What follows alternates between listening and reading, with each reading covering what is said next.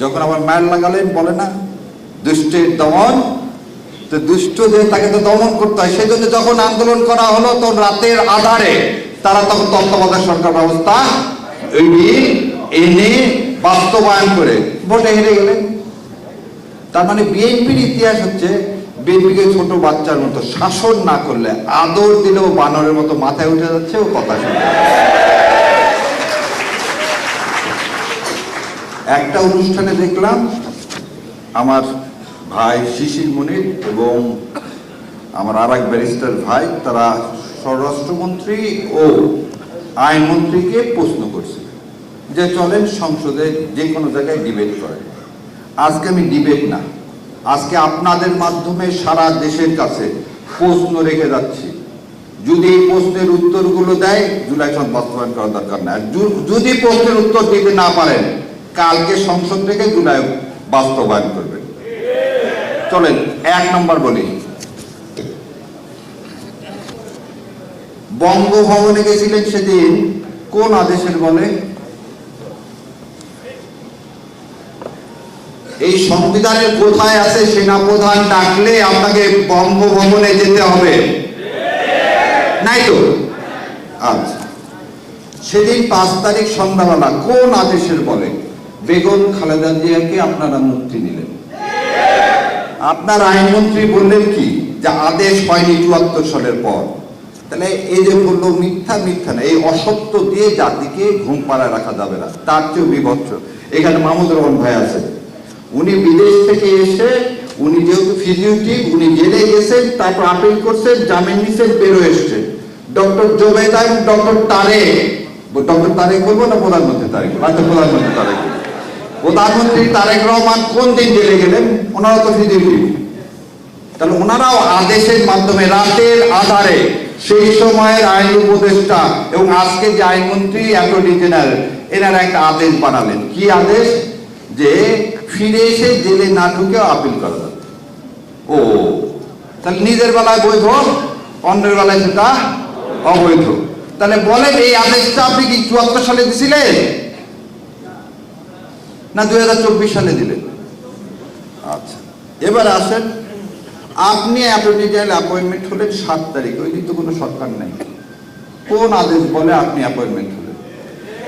এই সংবিধানে আছে প্রধানমন্ত্রী এবং চিফ জাস্টিস ছাড়া আর কোনো কিছুই রাষ্ট্রপতি করতে পারবে না। 2 জনকে নিয়োগ দিতে পারবে, প্রধানমন্ত্রী এবং প্রধান বিচারপতিকে। এই 2 জন ছাড়া আর কাউকে আপনি নিয়োগ দিতে পারেন না। তাহলে আপনি অ্যাটর্নি জেনারেল, মানে আজকের আইনমন্ত্রী, সেদিন তো কোনো সরকারও নাই 7 তারিখে, আপনাকে কে নিয়োগ দিল? তাহলে আপনার নিয়োগ অবৈধ, আপনার নিয়োগ অবৈধ। এই রায়টার নাম হচ্ছে মুন সিনেমা হল রায়। এটা বলে 5th অ্যামেন্ডমেন্ট কেস। এই 5th অ্যামেন্ডমেন্ট কেসে বলছে কনস্টিটিউশনের বাইরে যে কোনো সরকার অবৈধ। আপনি তো কনস্টিটিউশন করতেছে, এই জাজমেন্ট এখনো বহাল আছে। বহাল আছে মানে এইটা এখনো অ্যাপেলেট ডিভিশন বাতিল করেনি। তাহলে ইউনিট সরকার অবৈধ, আপনার ভোট অবৈধ, আপনার এই সরকার অবৈধ।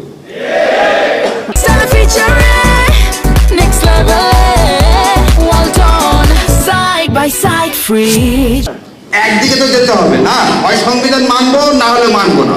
হয় সংবিধান না মানলে কি মানবো? বিপ্লবকে মানবো। আপনি বলতেছেন জুলাইকে মানি না। জুলাই মানে কি? বিপ্লব। জুলাই মানে কি? বিপ্লব না? তাহলে হয় বিপ্লব মানবেন, নাহলে কনস্টিটিউশন মানবেন। কনস্টিটিউশন মানলে আপনি অবৈধ, আর বিপ্লব মানলে আপনি বৈধ। কোন দিকে যাবেন আপনাকে সিদ্ধান্ত নিতে হবে। তারপরে এইটা করার জন্য 72 দিন চা মিষ্টি খাইলেন। কোথায়? কনসেনসাস কমিশনে। সেদিন সালাউদ্দিন সাহেব, আপনার মুখে কি গোমায় লাগানো ছিল? গোমায় বোঝেন? ওই যখন ওই কুলের ধ্যান হয় তখন গরুর মুখে লাগায়। সেদিন আপনি কেন বলেননি যে গভর্নমেন্টের ফ্রি, আমার আপনার ট্যাক্সের টাকার চা বিস্কিট খাবো না, এটা অবৈধ?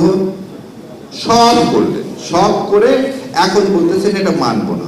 এবার আর একটা কথা বলি, ওনারা বলছেন যেটাতে ওনাদের নোট অফ ডিসেন্ট আছে সেটা ছাড়া সব বাস্তবায়ন করবো, তাই তো? সে কথা বলছে না? আচ্ছা, সুপ্রিম কোর্ট সচিবালয় কোনো নোট অফ ডিসেন্ট দেওয়া নাই। সুপ্রিম কোর্ট যে সচিবালয় সমস্ত দল এক হয়েছে এই সচিবালয় বাস্তবায়ন করতে হবে, ওনারা সেটাও করেন। খালি তাই শোনেন, এইটার নাম হচ্ছে সংসদীয় কার্য বিবরণ। তারাই কার্যকরী কমিটিতে যা যা সিদ্ধান্ত নিছে সেটাই ওই প্রণালীতে এটা কি করছে, তারা এগ্রি করছে। কি এগ্রি করছে তারা পরে শোনায়।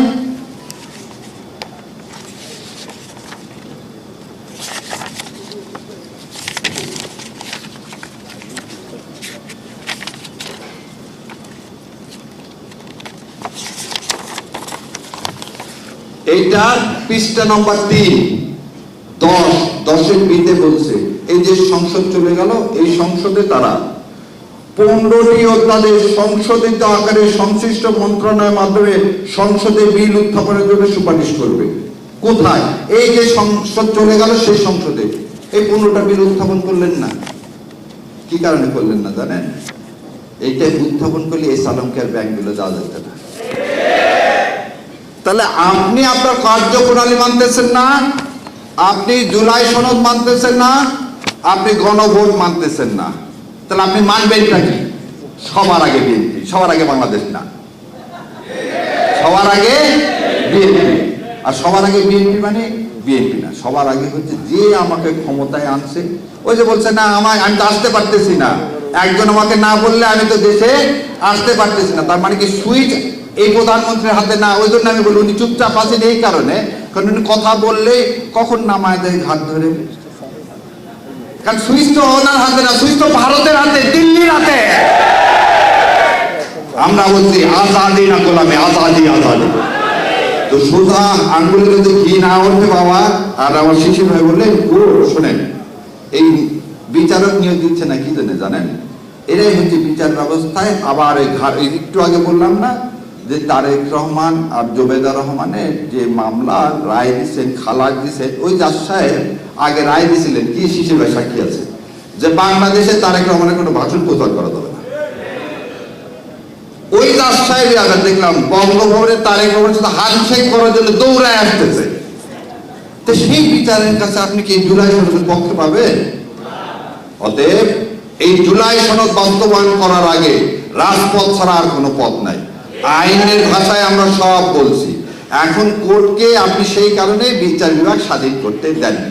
সো অন্যরা আছে আইনের কথা সব শিশির ভাই বলছেন। আর পৃথিবীর কোন দেশে ধরে নেন আপনার এটা একটা দেশ, এটা বলে শেষ করে দিচ্ছি, এটা একটা দেশ, আমরা এখানে সবাই আমির জামাতকে নেতা হিসেবে মেনে একটা সিদ্ধান্ত নিলাম। সেই সিদ্ধান্তটা আপনাদের জন্য। গ্রিক রাষ্ট্র বলছে কি তুমি সিদ্ধান্ত নিতে পারো না, যাদের জন্য সিদ্ধান্ত নিবা তাদের কাছ থেকে তোমাকে কি করতে হবে, ভোট দিতে হবে। না আমরা তো এখানে সংখ্যাগরিষ্ঠ, আমাদের এই 11 দলের মধ্যে, কিন্তু আমরা কি সারা দেশের সংখ্যাগরিষ্ঠ না, সেই জন্য আপনাদের কাছ থেকে নিলাম। তাহলে 70% মানুষের ভোট বেশি না 51% ভোট বেশি? 70%। এই সহজ পাটিগণিত যাই বোঝে না তার হাতে আপনি রাষ্ট্র ক্ষমতা দিয়েছেন, আপনার তো এই সর্বনাশ হবেই।